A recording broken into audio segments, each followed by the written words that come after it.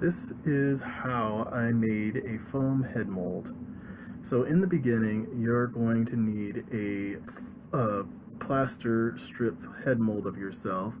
If you would like, I will take some time to make a new one, but basically you just want to get a nice mold of yourself and just cut from the back.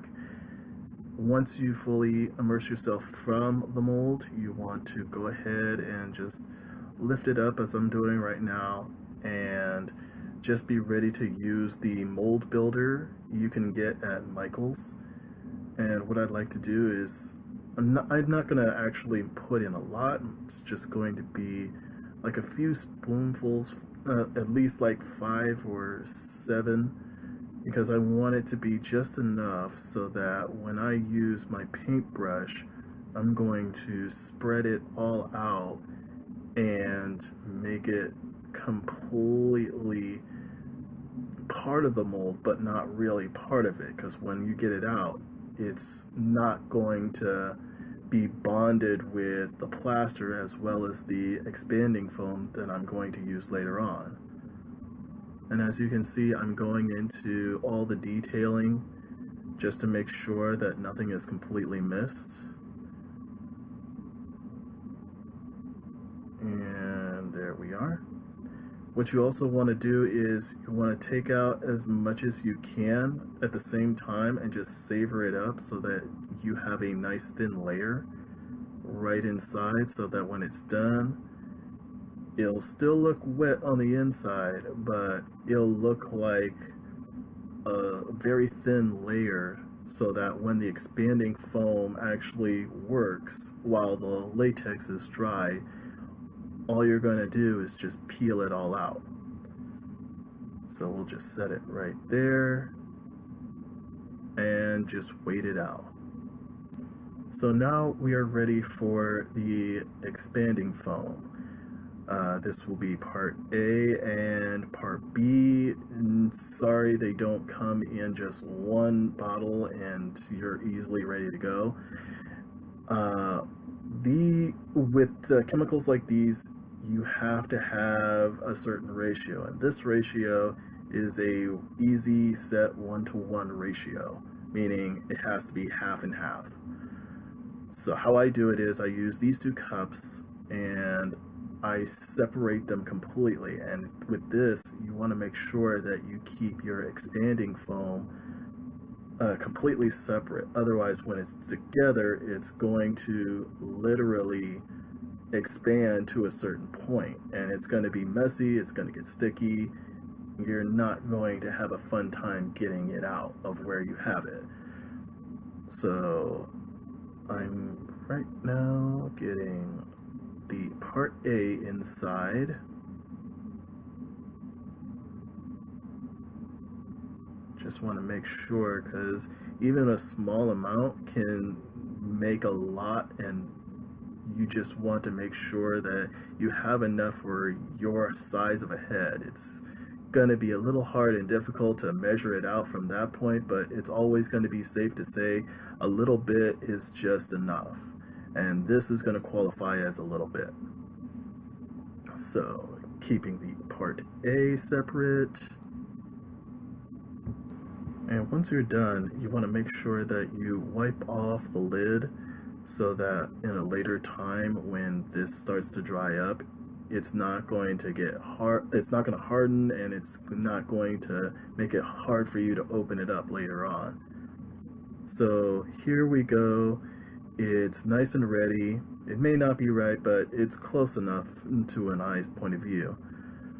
So once you're ready to go, put some gloves on and be ready for any expanding foam to come out, because once it starts to come out, it's going to be hard again to get it off, as well as if it's on your hands.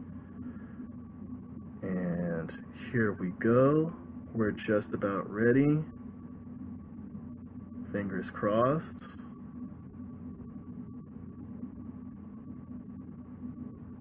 And there we go. Get as much as we can. This part B does tend to stick in there. You want to stir it up and you'll notice it changing, because that's not just a different coloring, that's just micro bubbles actually forming right there. And I want to go ahead and get as much as I can in there, because we want to make sure that this expands everywhere as much as possible, so that we can get a nice molding on the sides and all the details, especially in the ears area, so that when it's done, it's going to harden and it'll stay like that as long as you actually want it to be, or when you're ready to go ahead and tear it off for a new mold. Now this is going 4 times the video speed on it, and you're actually seeing not just the foam building up there, it's also building up inside the plastic cup as well. And from a really good look at it, you can see it really rising up there, like watching a cake just baking to a certain point.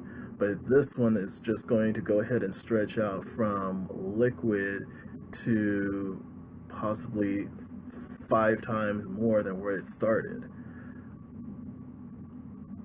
And this is where it's stopping right there.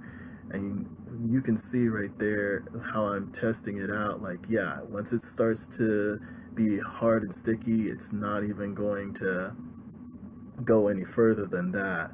So I just added in an extra amount and make sure that the liquid portion of it is going into all the cracks and openings that it can, so it can just bond in with the second coating. So here's where the gloves actually come into play. As you can see, I'm using my hands to just keep them within the borders, and if it gets any higher, I'm just going to go ahead and I'm going to cup my hands to cut off as much as I can and just throw it into the garbage can that I have right next to me. Just like that. And you can see it's starting to slow down, and it's really getting sticky at this point, which means it's ready to go ahead and in definition cure, meaning it's going to settle in and it's going to keep its form right then and there. And you can see right there why it's that hard and difficult to actually deal with expanding foam when it's done. So with gloves, it's going to be an easy way to just tear it all off, keep your hands together, and just throw it all away. Now the 20-minute cure time has passed. We're going to go ahead and take it out of the plaster. And as you can see, I'm trying to actually be very delicate with this, because it's unknown right now of what actually formed. Was it the ears that were messed up, the nose, some areas in the forehead? And these things actually do happen, even if it's covered in with the silicone, well, the latex actually. And you just want to be as delicate as you can and make sure that everything is all right. And here we are, right out of the plaster. It's missing part of the ear, and we don't really need to care about that. But we want to go ahead and test around and see, okay, yeah, this one here is soft, which means the latex covered in most of it, and as well as around the nose area, the mouth, the forehead, we can live with it. But now for the most disturbing part, which is removing the latex from the head. And this will be like peeling off the skin from your own face at this point. So I just want to go ahead and peel out a hole, and we're getting started from there. And again, if you're being as detailed as I was with the ears, you want to peel it off as gracefully as you can so nothing else tears off. And you can see that some of the plaster actually bonded in with the expanding foam. Hence the reason why I use latex over it, because expanding foam as well as plasters actually bonds real well to it. So you want to use latex in order to keep it from bonding. And here we are. Here are some errors here. The chip on the chin, the lip is missing a few. From the top, we did have some missing spots. There's still some plaster on there. But all in all, this does look like a very good mold. This is actually one of the finest ones I've actually put together, and I'm proud of it.